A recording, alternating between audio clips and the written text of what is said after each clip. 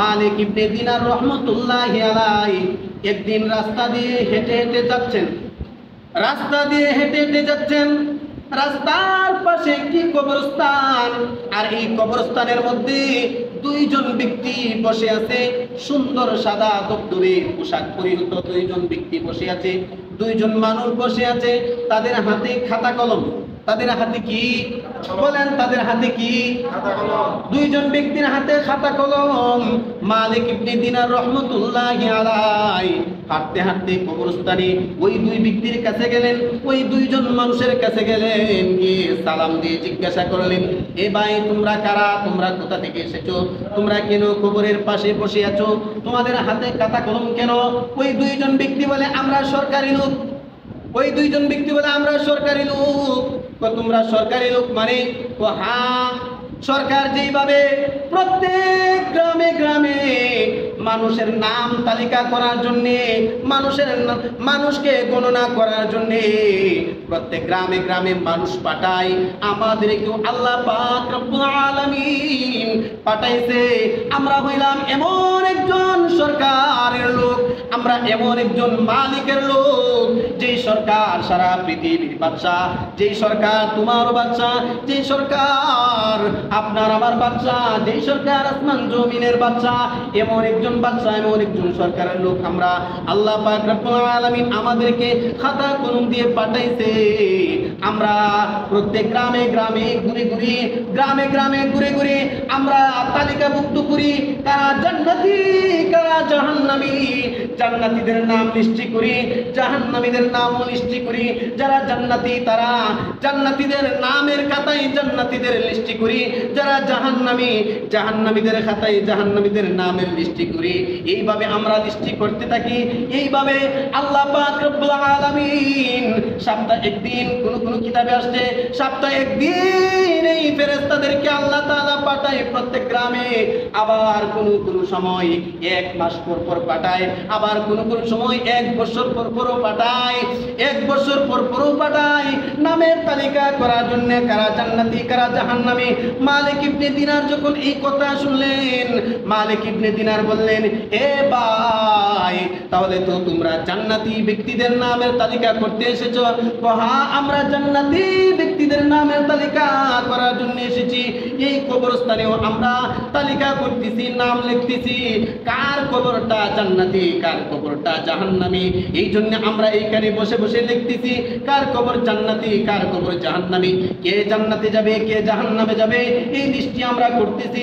মালিক ইবনে দিনার রহমতুল্লাহি আলাইহি বলেন, এ ভাই এ ফেরেশতারা তোমরা শুনো, তাহলে আমি তোমাদের কাছে একটা আবদার করতে চাই, একটা কথা বলতে চাই, তোমরা কি আমার এই কথাটা রাখবানি?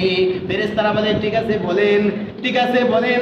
মালিক ইবনে দিনার রহমতুল্লাহি আলাইহি বলেন, আমি চাই তোমাদের এই খাতার মধ্যে আমি মালিকের নাম আছে কিনা, জান্নাতি ব্যক্তিদের লিস্টের মধ্যে আমার নাম আছে কিনা। সুবহানাল্লাহ বলেন।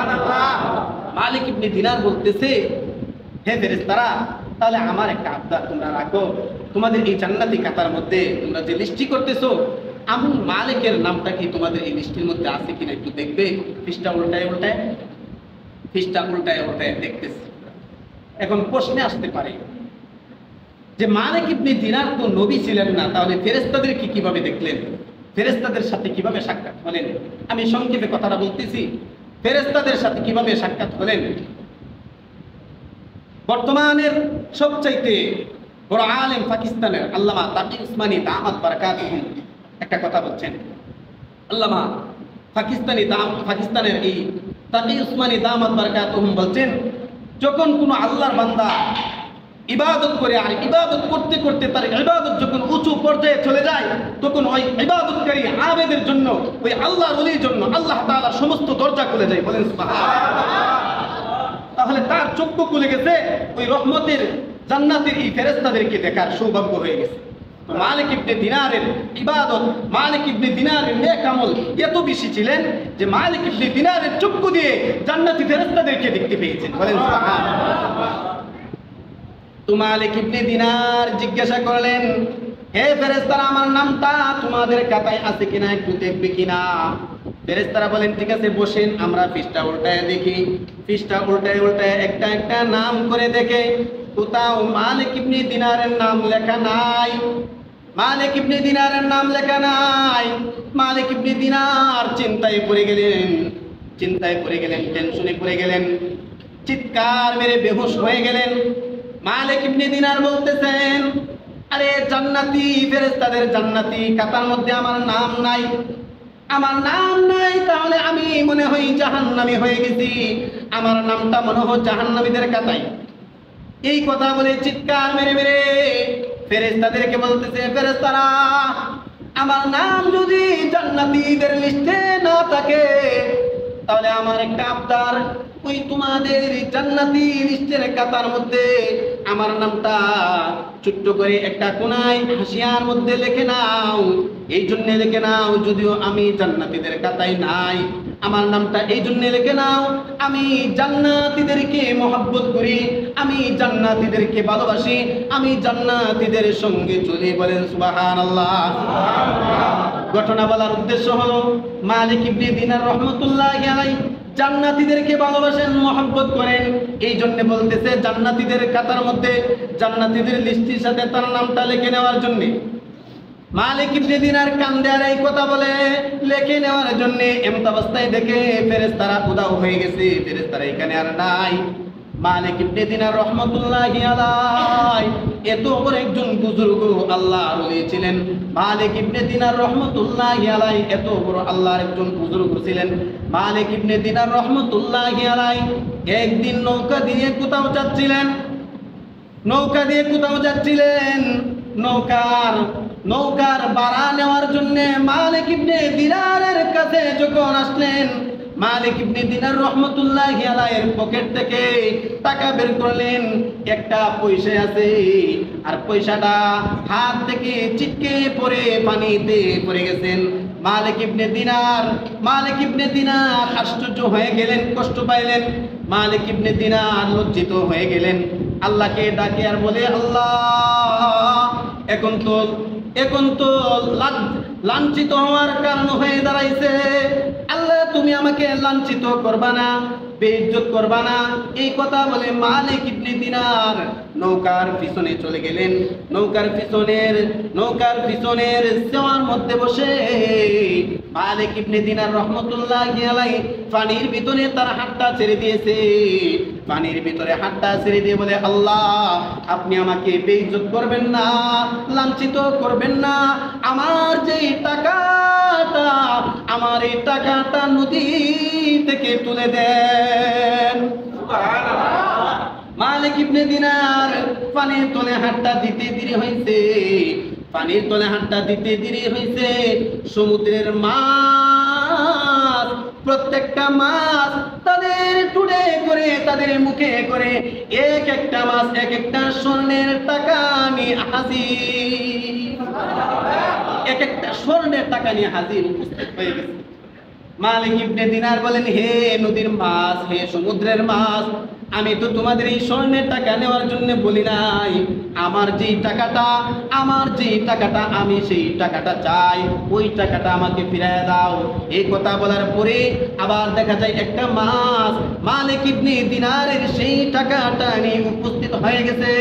মালিক ইবনে দিনারকে সেই টাকাটা দিয়ে দিতেন। আল্লাহ পাক রব্বুল আলামিন কোনদিন ওলি বুজুর্গদেরকে বেইজ্জত করেন না, লাঞ্ছিত করেন না। তোমরা যারা ওলিদেরকে নবীর ওয়ারাসাতদেরকে, উলামায়ে কেরামদেরকে যারা বেইজ্জত করতে চাও, লাঞ্ছিত করতে চাও, তোমরা নিজেরাই বেইজ্জত হয়ে যাইবা, ঠিক কিনা বেঠিক? তো মালিক ইবনে দিনার রাহমাতুল্লাহি আলাইহি এত বড় একজন বুজুর্গ আল্লাহর ওলি ছিলেন। মালিক ইবনে দিনার যখন বললেন, আমার নামটা লিস্টের মধ্যে আসেনি, দেখো ফেরেশতারা দেখে নাই, মালিক ইবনে দিনার অস্থির হয়ে গেলেন, আমার নামটা যে নাই জান্নাতীদের লিস্টে, তাহলে মনে হয় আমার নামটা জাহান্নামীদের লিস্টে। এই কথা বলে সে অস্থির হয়ে গেছে। কেমন অস্থির হয়েছে ভাই শুনেন, হে মুসলমান ইমানদার, আল্লাহর পয়গম্বরের সাহাবী হযরত উমর রাদিয়াল্লাহু তাআলা আনহু যেমন অস্থির হয়ে গেছেন, উমর অস্থির হয়ে গিয়েছিলেন। উমরের চিন্তা জাহান্নাম থেকে বাঁচার, উমরের চিন্তা জান্নাতে যাওয়ার। উমর রাদিয়াল্লাহু তাআলা আনহু হুযায়ফা রাদিয়াল্লাহু তাআলা আনহুর কাছে গেলেন। হুযায়ফাকে গিয়ে জিজ্ঞাসা করলেন, হে হুযায়ফা, তোমার কাছে নবীজি সাল্লাল্লাহু আলাইহি ওয়াসাল্লাম মুনাফিকদের লিস্টি দিয়েছে।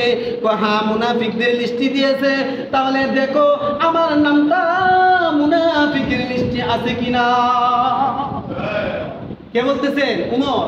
উমর বলতেছে, হুযায়ফা আমার নামটা মুনাফিকের লিস্টে আছে কিনা দেখো তো। হুযায়ফা রাদিয়াল্লাহু তাআলা আনহু বলেন, হে উমর, না না না, দেখাবো না, দেখবো না। তো কেন দেখাইবে না, দেখবো না? তো এই জন্যে আমার নবী নিষেধ করছে, মানা করছে। নবীজি আমার কাছে আমানত দিছে, নবীর এই আমানতের খেয়ানত আমি করতে পারবো না। আমি নবীর আমানতের খেয়ানত করতে পারবো না। আমি তোমাকে দেখাইতে পারবো না লিস্টের মধ্যে তোমার নাম আছে কিনা। উমর রাদিয়াল্লাহু তাআলা টেনশন বেড়ে গেলেন, অস্থিরতা বেড়ে গেলেন। তাহলে মনে হয় আমি উমরের নামটাও মুনাফিকের লিস্টে লেখা আছে, আমি মনে হয় জাহান্নামী হয়ে গেছি, আমি মনে হয় মুনাফিক হয়ে গেছি। মুসলমান ইমানদার উমর এত বড় একজন সাহাবী, যার ব্যাপারে আল্লাহ তাআলা ঘোষণা করছেন জান্নাতি। নবীজি বলছেন আমার পরে যদি কেউ নবী হইতো তাহলে উমর হইতো। এমন উমরও চিন্তায় পড়ে গেলেন, টেনশন করলেন জান্নাতি না জাহান্নামী। কিন্তু আমরা কোনোদিন টেনশনও করি না আমাদের নামটা কি মুনাফিকের খাতায় নাকি জান্নাতীদের খাতায়। আমরা একদিনও টেনশন করি না আমাদের নামটা কোথায় লেখা আছে।